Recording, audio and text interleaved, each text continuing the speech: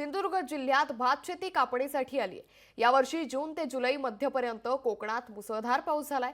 मात्र त्याचा मोठा फटका भात शेतीला बसलेला नाही, असं शेतकरी सांगतात। मागील महिनाभर पाऊस किरकोळ स्वरूपात झाल्यानं उत्पादन चांगलं झालं।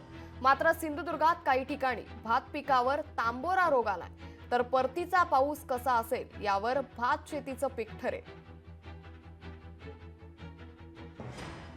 परतीच्या पावसाचा असा एक अंदाज आहे, जर पाऊस ऑक्टोबरच्या 20-25 तारीखपर्यंत जर परतीचा पाऊस राहिला आणि त्याच्यात जरा अतिवृष्टी झाली तर आता पक्व झालेले जे भात आहे ते जमिनीवर पडून त्यांना परत कोंब येण्याची शक्यता असते।